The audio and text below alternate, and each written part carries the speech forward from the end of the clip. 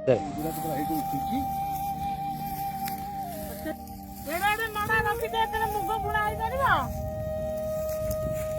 ତ ବୁଣା ହବ। ଏ ନଡ଼ା କାହିଁ ରହିଛି ଏତେ ବର୍ଷ ଏଠି କାମ କଲଣି ଜାଣିନ? ଏ ନଡ଼ାଟାକୁ ରହିଲେ ଏ ଆସ୍ତେ ଆସ୍ତେ ମାଟିରେ ମିଶିଯିବ। ତାପରେ ଜିଆ ଆକୁ ଖାଇବେ। ଜିଆ ଖାଇ ଏ ବିଲରେ ଲକ୍ଷ ଲକ୍ଷ କୋଟି କୋଟି ଜିଆ ହେଇଯିବେ। ଜିଆ ଯୋଉ ହେଇଯାଉଛନ୍ତି କାଦୁଅ ବେଳେ ଦେଖିଥବୁ ବଳଦ ଯେ ଚଲାଉଛି ତା ଗୋଡ଼କୁ ଉଠି ଯାଉଛନ୍ତି, ବଳଦଙ୍କ ଉପରକୁ ଉଠି ଯାଉଛନ୍ତି ଜିଆ। ଟ୍ରାକ୍ଟର ଚଲେଇଲା ବେଳକୁ ପାୱାର ଟିଲର ଚଲେଇଲା ବେଳକୁ ତା ଉପରକୁ ଉଠି ଯାଉଛନ୍ତି। ତେଣୁ ଏ ଜିଆ ବହୁତ ଏଇ ଯୋଉ ହେଇଛି କ'ଣ ହେଇଛି ଏ ମାଟିଟା ଉଠିଲା କାହିଁକି ଉପରକୁ? ଆକୁ ଜିଆ ମାଟି ଜିଆ ପଡ଼ିଛି ଜିଆ ଆକୁ ପଡ଼ିଛି। ତେଣୁ ଏଇଟା ବର୍ତ୍ତମାନ ମାଟିଟା ଏତେ ହାଲୁକା ହେଇଛି ଯେ ଇଏ ଯେତେବେଳେ ଚାଷ ହବ ପାୱାର ଟିଲରରେ ଯୁଗ ବୁଢ଼ା ହବ ଇଏ ଖୁବ୍ ସହଜରେ ହେଇଯିବ ଏବଂ ଇଏ ମିଶିଯିବ ମାଟିରେ ଫେରେ ଶୀଘ୍ର ମାଟି ତଳକୁ ଚାଲିଯିବ। ଏ ଯେଉଁ ନଡ଼ା ଗୁଡ଼ାକ ଏଗୁଡ଼ାକ ଜିଆ ଖତ ହବ, ଜିଆ ମାନେ ଖାଇବେ। ନଡ଼ାଟା ସରିଲେ ଖତ ହବ ଆଉ ଖତ ଜିଆ ଖତ ହବ। ଏଇ ଯେଉଁ ଜିଆ ଖତ ହେଉଛି ଏଇ ମାଟି ହେଉଛି ଏତେ ଜିଆ ହେଇଥାଏ ଯେ ତା ଭିତରେ ସେ ଜିଆ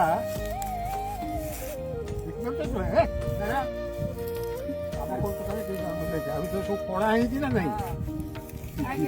ଜିଆ ଥିଲେ କ'ଣ ହେଲା?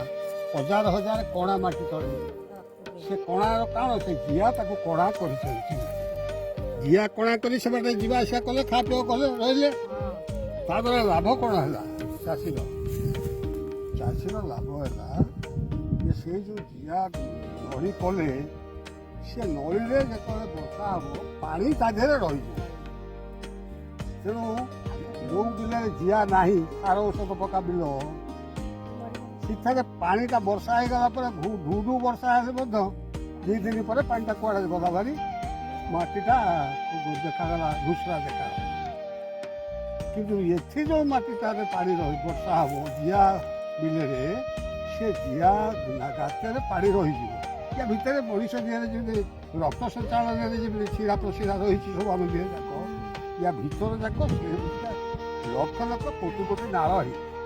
ତା ଭିତରେ ସେ ପାଣି ରହିଯିବ। ତେଣୁ ପାଣି ରହିଗଲା ପରେ ବର୍ଷା ନହେଲା ମନେକର 15 ଦିନ, ତାହେଲେ ଏଥିରେ ପାଣିଟାର ଅଭାବ ପଡ଼ିବ ନାହିଁ। ପାଣି ତ ଅଛି ଆ ଭିତରେ ଆଉ ଜିଆ ରଖିଛନ୍ତି ଆଉ। ତ ଇଏ ଗୋଟେ ବଡ଼ କାମ। ତାପରେ କ'ଣ ହେଲା ଆଉ କ'ଣ କାମ ନା ଏଇ ଯେଉଁ ଗାଳିଲେ ଜିଆକୁ, ଜିଆ ମାଟି ଗାଳିଲେ ମାଟିଟା ହାଲୁକା ହେଲା। ଏଇ ସକାଶେ ଜିଆଙ୍କୁ କୁହାଯାଏ ଗୋଟେ ପ୍ରାକୃତିକ ଲଙ୍ଗଳ। ଲଙ୍ଗଳରେ ଚାଷ କରୁଛି ଜମି, ଏ ଜିଆ ବି ଚାଷ କରୁଛି ଏ ଲଙ୍ଗଳ ଭଳିଆ ପ୍ରାକୃତିକ ଲଙ୍ଗଳ। ଲକ୍ଷ ଲକ୍ଷ ଲଙ୍ଗଳିଆ ହଳିଆ ଲାଗିଯାଇଛି ଜିଆ ଭିତରେ। ତ ଇଏ ଗୋଟେ କଥା। ତାପରେ ଏଇ ଯେଉଁ ନଡ଼ା କୁଟା କହୁଛ ଏଇଟା ତା ଭିତରେ ମିଶିକିରି ଜିଆ ଖାଇବେ, ହଗିବେ। ସେଇ ଜୁଆ ଯେଉଁ ହବନ୍ତି ପ୍ଲାଷ୍ଟିକ ତାକୁ କୁହାଯାଏ।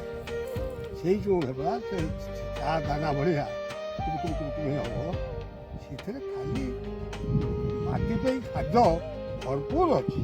ତେଣୁ ଏଇଥିରେ କାହିଁକି ଆମର ସାର ପଡ଼ୁନି, ଖତ ବି ବେଶୀ ଆଉ ପଡ଼ୁନି। ଖାଲି ଧନ ଚାଉଳଟେ ବୁଣି ଦେଲେ ବି ଧାନ ଏତେ ଦେଉଛି, ବଢ଼ିଯାଉଛି, ଏତେ ଫଳୁଛି। କାହିଁକି ନା ଏଇଟା ମାଟିଟା ତ ଉର୍ବର ହେଇଯାଇଛି। ଆଉ ପ୍ରତିବର୍ଷ ତ ଏମାନେ ହେଉଛନ୍ତି, ଫେର ମାଟି ଉର୍ବର କରୁଛନ୍ତି, ଫେର ଝଡ଼ାକୁ ଖାଉଛନ୍ତି। ଏଇ ହେଉଛି ଜିଆଙ୍କ ନେଇ କ'ଣ କ'ଣ ହେଲା? ଗୋଟେ କାମ ହେଲା ମାଟିରେ ପାଣି ରହିପାରିବ, ଜିଆ ଭିତରେ ନାଳ, ତାହେଲେ ମରୁଡ଼ି ଏସବୁ ହେବନି, ପାଣି ବତର ବେଶୀ ଦିନ ରହିବ। ଦ୍ୱିତୀୟ କଥା ହେଲା ମାଟି ହାଲକା ହବ, ଚାଷ କଲା ଭଳିଆ। ତୃତୀୟ କଥା ହେଲା ସେ ଯେଉଁ ତାକୁ ଖାଇଲେ ତାଙ୍କର ଯେଉଁ ମଇଳା ବାହାରିଲା ବର୍ଜ୍ୟବସ୍ତୁ, ସେଇଟା ଅତି ଉନ୍ନତ ଖତ। ଜିଆ ଖତ କରିବା କାହିଁ ଚାକିରି, ସେତେ ତ ପଇସା ଖର୍ଚ୍ଚ ହେଇଥିବ, ମାଗେଣା ହେଉଛି। ତେଣୁ ଏଇଟା ଛାଡ଼ିଦେଲେ ଦେଶୀ ଧାନ କରିବ, ସେ ତ ବଡ଼ ଧାନ, ବଡ଼ ବଡ଼ ଡେଙ୍ଗା ହେବ, ସେଥିରୁ 4 ଇଞ୍ଚ 6 ଇଞ୍ଚ ଛାଡ଼ିଯିବ। ତାହେଲେ ଗୋଟେ ଦେଖ ଗୋଟେ କେତେ ଉଚ୍ଚା କରିଥାଏ ଏମିତି ଛାଡ଼।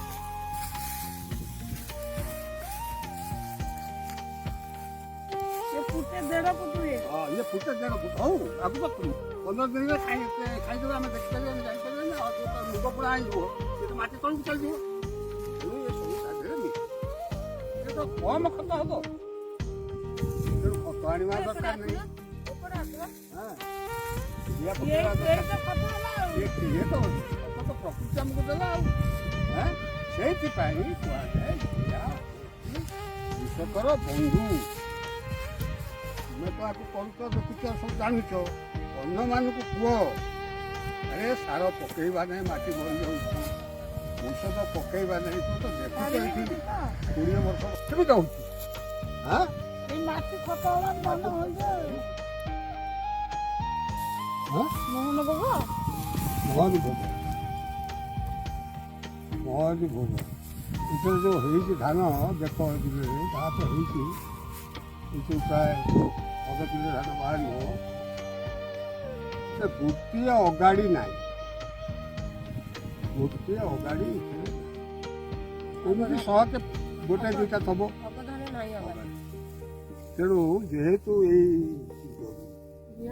ଏ ଖତ ଜିଆ ଖତ ଏମାନେ ପାଉଛନ୍ତି ଗଛ ଏ କେଣ୍ଡା ସେଇ ହିସାବରେ ଆମେ ଗଣିଥିଲୁ ଗୋଟେ କେଣ୍ଡା ଧାନ 460 ହେଲା ତେଣୁ ତୁମେ ବି କହିବ ଅନ୍ୟମାନଙ୍କୁ ଆଉ ସାର ପକାଅ ନାହିଁ ଔଷଧ ଦେଶୀ ବିହନ ଚାଷ କର ଦେଶୀ ଧାନ ଫଳିବ ବେଶୀ ଫଳୁଛି ତ ଦର୍ଶାରେ ଆମେ 15-20 ବର୍ଷ ମୋଟା ହବ ପିଲାଙ୍କୁ ଦେବ ଯଦି ଗଇଠା କରିକି ପିଲାଙ୍କୁ ଦେବ ସବୁ କଥା ଏଥିରେ ବହୁତ ଜିନିଷ ଅଛି ଧାନ ବିଲରେ କାହିଁ ଅମଳ କରୁଛନ୍ତି ମେସିନରେ ଅମଳ କରୁନାହାନ୍ତି ପ୍ରଥମ କଥା ମେସିନ୍ କାଟିଲେ ସେ ନଡ଼ା ମୂଳରୁ କାଟିଦେବ ଏତେ ନଡ଼ା ଫଡ଼ା ରହିବନି ଦ୍ୱିତୀୟ କଥା ଯେଉଁ ଆମର ନଡ଼ା ଗୁଡ଼ାକ ଯାଉଛି ଘରକୁ ଏଇଟା ଗୋଖାଦ୍ୟରେ ହେଉଛି ଏଥିରେ ଛତୁ ତିଆରି ହେଉଛି ବିଲରେ ଏଇଟା ଅଧିକା ରହିଲେ ଏଇଟା କିଛି ଆଉ ହେଲାନି ତୃତୀୟ କଥା ବିଲରେ ସେଇଗୁଡ଼ାକ ରହିବା ଦ୍ୱାରା ଆଉ ମୁଗ ବୁଣି ହେବ ନାହିଁ ଏବଂ ସେ ମେସିନ୍ଟା ଚାଲିବା ଦ୍ୱାରା ମାଟି ପଥୁରିଆ ହେଇଯିବ ବେଶୀ ଚିପି ହେଇଯିବ ତେଣୁ ମାଟିରେ ମୁଗ ବୁଡ଼ିଲେ ବି ସେ ହଳଦିଆ ହେଇକିରି ମରିଯାଉଛି ସବୁ ଚାଷୀ ବି କହିଲେଣି ଏ କଥା ସବୁଠୁ ବଡ଼ କଥା ହେଉଛି ମେସିନ୍ ଚାଲିଲେ ଏଇ ଯେଉଁ ଶ୍ରମିକମାନେ ଅଛନ୍ତି ଏ କ'ଣ କରିବେ ଏମାନଙ୍କୁ କାମ ମିଳୁନାହିଁ ସରକାର ଏଭଳି ଏକ କଥା ମେସିନ୍ ଦେଇଛି ଯେଉଁଥିରେ ତ ସେ ଗୋଟେ ମେସିନ୍ ଦିନକୁ 5 ଏକର 10 ଏକର କାଟି ଦେଉଛି ଯେଉଁଥିରେ 40-50 ଜଣ ଶ୍ରମିକ କାମ ପାଇଥାନ୍ତେ ତେଣୁ ସେଇ ସକାଶେ ଓଡ଼ିଶାରେ ଏତେ ଶ୍ରମିକଙ୍କୁ ଯେତେବେଳେ କାମ ନ ମିଳୁଛି ଦାଦନ ଖଟିବାକୁ ଯାଉଛନ୍ତି ବାହାରକୁ ଏବଂ ସେଥିରେ ସେମାନେ ମରୁଛନ୍ତି ହଇରାଣ ହରକତ ହେଇ ଆସୁଛନ୍ତି ବିଭିନ୍ନ କଥା ହେଉଛି ତେଣୁ ମେସିନ୍ ଯଦି ଏ କଲା ତାହେଲେ ଆଉ ଜିଆ ଖତଟା ହେଇପାରିବ ନାହିଁ ଏଇଭଳି ଭାବରେ ସବୁ କଥା ଏବଂ ଏଇଠି ଯେହେତୁ ଆମେ ଏଇଟା ବିହନ ପାଇଁ କରୁଛୁ ଏଇଠି ଏମାନେ ଏହାକୁ ଅମଳ କରିବେ ବାଡ଼େଇବେ ଅମଳ କରିବେ ତାପରେ ତାକୁ ବାଛୁଡ଼ିବେ ବାଛୁଡ଼ିକିରି ଯେଉଁଗୁଡ଼ାକ ବୋର୍ଡ଼ ଟାଣ ଦାନା ଯିଏ ପୁରିବା ଦାନା ସେଇଆକୁ ରଖିବେ ବିହନ ପାଇଁ ଏ ବିହନ ଯେଉଁମାନେ ଚାହୁଁଛନ୍ତି ସେମାନେ ଆମକୁ କ'ଣ ବିହନ ମିଳିପାରିବ ହଁ ବିହନ ମିଳିବ ଏପ୍ରିଲ 1ରୁ ବିହନ ଦେବା ନେବା ଆମର ହେବ ପ୍ରତିବର୍ଷ ତ ହୁଏ ବିହନ ପର୍ବ ଗୋଟେ ହେବ ତେଣୁ ଯେଉଁ ଚାଷୀମାନେ ଯେଉଁଠୁ ଆସିବେ ସେମାନେ ନେଉଛନ୍ତି ପ୍ରତିବର୍ଷ 1000-1500 ଚାଷୀ ଆମଠୁ ବିହନ ନେବେ